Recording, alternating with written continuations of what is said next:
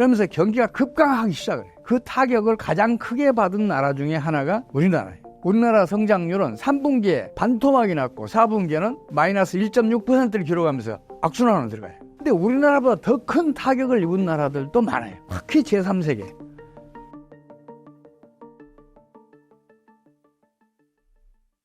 안녕하세요. 저는 21세기 경제학연구소 최용식 소장입니다. 경제학 열심히 공부하고 있고요. 학문 분야에서도 한류를 한번 일으켜보고 싶어서 최근에 책을 하나 열심히 준비하고 있습니다. 소장님, 오랜 시간 금융위기에 대해 연구하셨는데 어떤 경험을 통해서 연구를 시작하게 되셨나요? 우리나라가 사실은 외환위기를 8차례를 겪어요. 그 중에 하나만 알려져 있고 나머지는 다 은폐되어 있는데 그 중에 하나가 1982년도에 터졌어요. 근데 1982년도 외환위기 터졌을 때 제가 코트라에서 국내경제, 국제경제 업무를 총괄하는 그런 자리에 있었어요. 그래서 당시 외환위기를 다른 나라 사례와 비교해서 보고서를 만드는 일을 했었는데 연구해서 내 업적으로 한번 삼으면 좋겠지 않냐 하는 생각을 했어요. 사실 경제학은 경제체를 하나의 유기체로 간주하고 성립했거든요. 근데 경제체보다 월등한 인체를 위해서는 병리학이 생리학보다 훨씬 더 넓게 그리고 훨씬 더 깊이 발달해 있잖아요. 근데 경제학에는 병리학이 없어요. 그래서 경제병리학을 수립하면 이거 세계적인 각광을 받지 않겠냐 하는 판단을 했어요. 그래서 이걸 한번 해보자. 근데 또 마침 찰스 킨들버거라고 세계적으로 아주 유명한 경제사학자가 있어요. 이분이 광기, 패닉, 붕괴라는 저서를 썼어요. 영어로는 매니어스, 패닉스, 크래시스. 세계 경제사에서 700년 동안에 벌어졌던 금융위기들을 연구해서 결론을 내려놓은 게 그거예요. 금융위기는 반드시 반복한다. 그리고 광기, 패닉, 붕괴의 과정을 거친다는 것을 이분이 여러 사례를 통해서 증명을 해놨어요. 그렇다면 왜 금융위기는 반복적으로 발생하는가? 그리고 왜 금융위기는 광기, 패닉, 붕괴의 과정을 거치는가? 이 경제 원리만 명확하게 밝혀놓으면 경제 병리학을 수립할 수 있을 것 같아서 이거 한번 해보자 시작을 했어요. 근데 너무 어리석은 생각이죠. 아주 쉬울 줄 알았어요. 2, 3년이면 끝날 줄 알았어요. 이미 이제 선작이 있으니까 아주 뛰어난 그런 저서가 있으니까 이걸 바탕으로 하면 한 2, 3년이면 끝나겠지 했는데 광기가 필연적으로 발생할 수밖에 없는 경제 원리, 그리고 광기가 패닉으로 발전할 수밖에 없는 필연적인 경제 원리, 그리고 패닉의 붕괴로 이어질 수밖에 없는 필연적인 경제 원리를 찾는데 한 30년 걸렸어요. 30여 년 동안 겨우겨우 그걸 찾아놨는데 그 다음에 그걸 입증을 해야 될 거 아니에요. 세계사적인 사례들로 내 주장이 옳다 이걸 입증을 해야 되는데 그 사례들을 연구하는데 또 10년이 걸렸어요. 그래서 이번에 무려 42년 만에 경제병리학이라는 책을 발간을 했습니다. 이게 많은 분들께 도움을 줬으면 좋겠습니다. 머지않아 경제위기가 온다고 말씀하셨는데 어떤 내용인지 설명을 듣고 싶습니다. 사실은 광기, 패닉, 붕괴의 과정은 어떻게 보면 자연 발생적이에요. 그게 발생할 수밖에 없어요. 금융위기는 반복될 수밖에 없는데 이 금융위기가 얼마나 심각하게 진행되는지, 이거는 금융위기가 터지기 직전에 정부가 얼마나 과도한 경기 부양 정책 혹은 기타 정책들을 과도하게 펼쳤느냐가 금융위기의 심각성을 결정을 해요. 그리고 금융위기가 막상 터진 다음에는 정부가 얼마나 적절한 정책을 얼마나 신속하게 펼쳤냐에 따라서 그 타격이 최소화되기도 하고 오히려 더 커지기도 해요. 그래서 이 정부의 이제 경제 정책이 결정적인 역할을 하는데 지금 현재의 상황이 금융위기가 심각하게 진행될 수밖에 없다고 저는 판단을 하고 있어요. 그게 왜 그러냐면요. 2020년도에 코로나 사태가 전 세계로 전염돼서 거의 경제 봉쇄 조치가 거의 모든 나라에서 이루어졌었잖아요. 경제 활동이 제대로 이루어지지 못했죠. 그때 경기가 급강하하면서 이제 축소 재생산의 악순환이 벌어졌어요. 그러니까 그 악순환을 차단하기 위해서 세계 각국이 특히 미국을 중심으로 해서 경기 부양 정책을 과도하게 펼쳤어요. 과도하게 펼쳤으니까 그 경기는 과열됐고 그 과열된 경기가 금융위기를 진행을 시키게 돼요. 그래서 그 금융위기가 지금에 와서 터지지 않는가 저는 그렇게 보고 있어요. 그래서 지금 굉장히 어려운 상황이다. 그렇게 저는 판단하고 있습니다. 당시에 미국이 여러 조치들을 취했지만 대표적으로 재정 지출을 7천억 달러를 증가시켜요. 그리고 버는 통화를 8천억 달러를 추가로 공급을 해요. 그 경제 활동을 활성화될 거 아니에요. 유동성이 풍부해지니까. 그래서 경기 과열 현상이 벌어져요. 2020년도에는 코로나 사태의 영향으로 미국 경제가 마이너스 성장을 하는데 2021년도에는 성장률이 5.9%까지 상승을 해요. 이거는 미국 잠재 성장률의 약 2배에 해당하는 것 같아요. 제 판단은 그래요. 그래서 당연히 경기 과열이 일어났고 경기 과열이 일어나니까 물가 불안과 국제수지 악화가 같이 벌어지기 시작을 해요. 그렇게 해서 발생한 게 2022년 상반기에 미국이 국내 경기가 급격하게 후퇴해요. 1분기 성장률이 마이너스 1.6을 기록을 하고 2분기 성장률은 마이너스 0.6%를 기록을 해요. 그래서 축소 재생산에 들어갔어요. 이런 금융위기가 터지지 않으면 벌어지지 않아요. 근데 문제는 뭐냐면 당시에 미국이 아주 적절한 정책을 아주 신속하게 펼쳐서 미국을 위해서는 다른 나라를 위해서는 아니지만 그걸 타게 해내요. 나는 그런 게 미국이 부러워요. 이렇게 한번 생각을 해봐요. 경기가 그렇게 급속하게 후퇴했으면 어떤 정책을 펼쳐야겠어요? 첫째는 이자율을 낮춰야 되잖아요. 그래야 투자가 활성화될 거 아니에요. 또 달러 가치를 떨어뜨려야 수출이 촉진될 거 아니에요. 경제학은 그렇게 가르치고 있어요. 경기를 회복시키기 위해서는 금리도 낮춰야 투자가 증가하고 경기도 호전된다. 그리고 달러도 약세로 돌아서야 수출이 촉진되고 그 영향으로 경기도 상승한다고 가르쳐져요. 근데 미국은 정반대의 정책을 펼쳐요. 기준금리를 여러분들 기억하실 거예요. 빅스텝, 자이언트 스텝. 평소에는 0.25%씩 조정을 하다가 갑자기 0.5%도 끌어올리고 0.75%도 끌어주고 그러잖아요. 1, 4분기 성장률이 마이너스 1.6%라는 사실이 드러나자마자 미국은 그런 강력한 고금리 정책을 펼쳐요.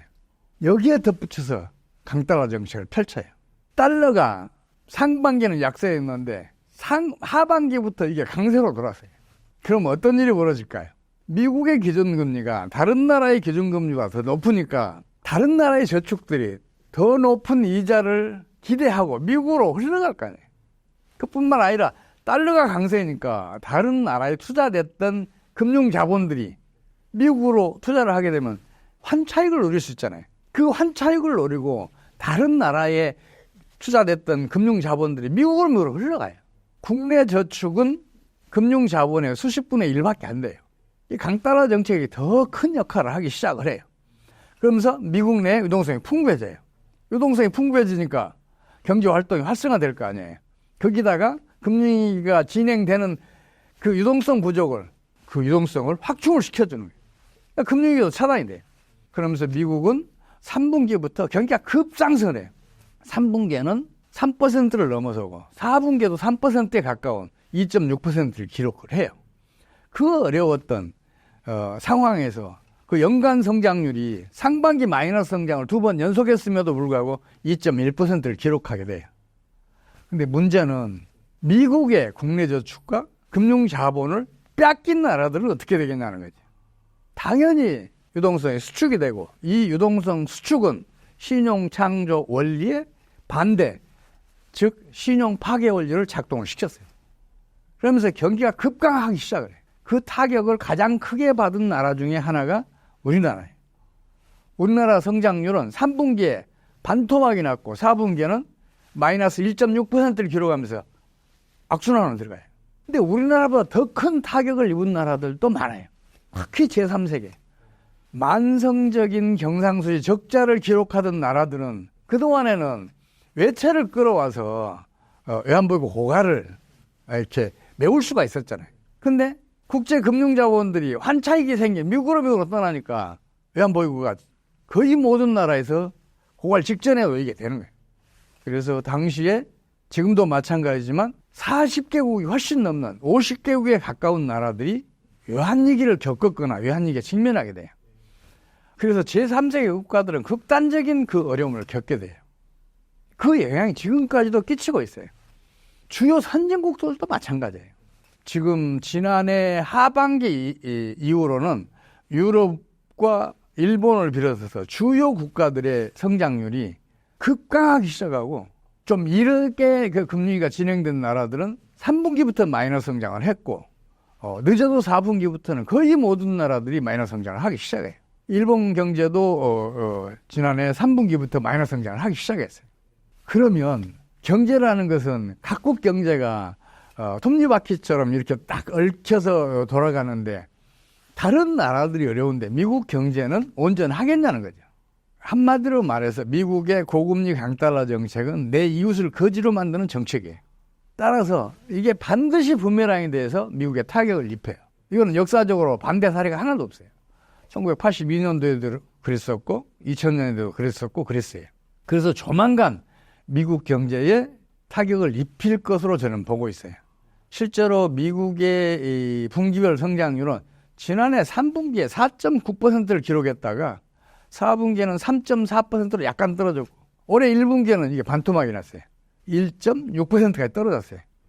그래서 2분기에는 0%대 성장률로 가지 않느냐 생각하고 있는데 그걸 미리 눈치채고 미국 정부가 경기 부양을 위해서 과감한 정책들을 취하고 있어요.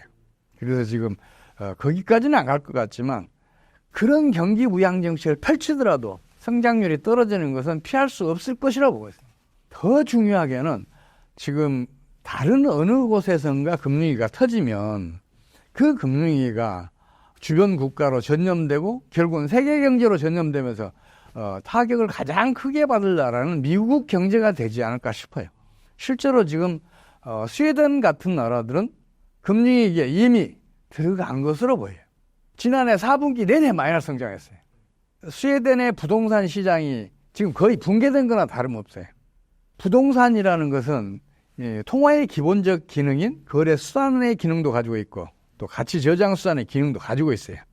그래서 부동산은 통화의 기능을 가지고 있어요. 준통화 같은 역할을 하는데 이게 거래량도 줄고 또 가격도 떨어졌으니까 경제 내에 유동성이 수축시키는 역할을 지금 그 스웨덴 부동산 시장의 붕괴가 일으키고 있어요. 그래서 지금 스웨덴에서는 금융위기가 이미 진행되고 있는 것으로 보여요. 물론 스웨덴의 경제 규모는 세계적인 비중이 작아요. 그러니까 다른 나라로 전염되는 데까지는 시간이 좀 걸려요. 그래도 조만간 그게 독일 경제로 전염될 것 같고 곧바로 영국 경제로 프랑스 경제로 전염될 것 같아요. 그렇게 되면 미국 경제도 온전치 못할 것으로 저는 보고 있어요. 사실 미국은 그 금융위기를 지난해 상반기에도 겪었어요. 여러분 기억하실 거예요. 실버게이트라는 조그만 금융회사가 예금 인출 사태 때문에 부도위기에 처하게 되니까 곧바로 실리콘밸리, 그 퍼스트 리퍼블릭 뭐 등등의 여러 은행들로 전염이 됐잖아요. 심지어는 도이체방크까지 유동성 위기에 시달리게 되고 스위스의 크레딧 스위스 같은 경우에는 UBS에 합병되기도 하고 뭐 그런 정도로 금융기관들이 붕괴 위기가 전염이 되면서 시스템으로 발전할 뻔했었잖아요. 근데 당시에 미국 정부가 아주 강력하게 신속한 정책을 펼쳐요. 그게 뭐냐면 모든 금융기관의 예금 전액을 보장하겠다는 그 선언을 하게 돼요. 뱅크런이 다른 은행들로 전염이 안 됐어요. 차단해낸 거예요. 그런 정책으로 금융위기를 잠재웠어요. 근데 그게 완벽하게 금융위기를 잠재웠냐? 그건 아니에요. 지금 미국 경제가 거의 유일하게, 세계에서 거의 유일하게 그 호황을 누리고 있는데 그 바탕에는 다른 나라의 저축, 다른 나라의 금융 자본들이 유동성을 풍부하게 해줬기 때문에 경기 호황을 누리고 있는데 지금은 다른 나라에서 끌어들일 국내 저축 금융 자본들이 거의 다 말라가고 있어요. 유동성이 추가로 공급이 돼야 경제 활동이 더 활성화되고 성장도 높아질 거 아니에요. 근데 지금 이제 그게 거의 한계에 다다랐기 때문에 미국 경제도 조만간 어려운 상황으로 들어가지 않느냐 싶어요. 미국 정부가 제가 알지 못하는 어떤 획기적인 혁신적인 경제 정책을 그걸 타개해낼 수 있을지는 모르지만 그래도 제 눈에는 그게 아직은 안 보여요. 그래서 미국 경제가 올해 하반기쯤에는 좀 어려운 지경에 빠져들겠다. 저는 그렇게 판단하고 있어요. 무엇보다 심각한 것은 지금 미국 주식시장과 부동산 시장, 특히 상업용 부동산 시장, 물론 주거용 부동산도 마찬가지지만 거품이 지나치게 커져 있어요. 그 다우지수 같은 경우에는 어제도 4만을 돌파했었고 그 전에 4만을 훌쩍 넘어서서 사상 최고치를 갱신한 적이 있잖아요. 1년에 통상적으로 다우지수 같은 경우에는 2,000에서 2,500 정도 상승하는 게 혹연기 때 일어나는 일반적인 현상이에요. 근데 지난해에만 무려 7,000포인트가 상승을 했어요. 이건 명백한 거품 현상이거든요. 그래서 미국 주시장이 지나치게 거품이 커져 있다. 저는 그렇게 판단하고 있고 상업용 부동산 시장도 사실은 공실률이 뭐 20% 넘었다 등등 이런 보도들이 많이 나오잖아요. 거기에다가 상업용 부동산이 최고가에 비해서 40%, 50% 디스카운트에서 매매가 이루어졌다 이런 얘기들이 나오잖아요. 근데 상업용 부동산 시장을 포함해서 주거용 포함해서 부동산 시장이 붕괴되지 않았던 이유는 다른 나라의 국내저축, 다른 나라의 금융자본들이 미국으로 흘러가면서 유동성을 공급해줬기 때문이란 말이에요. 근데 지금 그게 거의 줄어들고 있으니까 상업용 부동산, 주거용 부동산에서도 본격적으로 붕괴가 일어나지 않을까. 저는 그걸 우려하고 있는 거예요. 그래서 미국 경기가 진짜 어렵겠다. 물론 그 금융위기가 진행되면 모든 정책 수단을 동원해서 차단하려고 할 거예요. 근데 그게 차단해낼 수 있을지 여기에 대해서는 좀 더 지켜봐야 될 것 같아요. 경제 위기가 온다면 지금부터 우리는 어떤 걸 준비해야 할까요? 그런 질문 받을 때마다 제가 참 답변하기가 난처한데 사실 그래요. 지금처럼 앞날이 불투명하잖아요. 금융위기가 대공황급으로 이렇게 터질 수 있는 상황이잖아요. 그렇다면 이런 상황에서는 경제 활동이든 투자 활동이든 경영이든 최대한 수비적으로 그리고 최대한 신중하게 하는 게 바람직하다는 말씀밖에 제가 드릴 수가 없어요. 금융위기라는 것은 한 번 터지면 급속하게 전염되거든요. 금융위기가 전염되면 신용 파괴율가 작동하면서 신용 승수배만큼 유동성을 축소시킨단 말이에요. 이게 통화라는 게 우리 몸에 혈액과 같은 역할을 하잖아요. 우리 몸에서 혈액이 10%만 빠져나가도 생명이 위독하잖아요. 또 영양분도 제대로 공급을 못하고 또 뭐 그러기 때문에 체력도 극단적으로 악화되잖아요. 경제에서도 마찬가지란 말이에요. 유동성이 수축이 되면 경제 활동은 위축이 되고 그러면서 축소 재생산에 들어가면서 급격한 경기 후퇴가 오는 수가 있어요. 이 상황을 이겨내야 하기 때문에 지금부터 미리 대비하시는 게 좋지 않을까 싶어요. 조심해서 나쁠 건 없잖아요.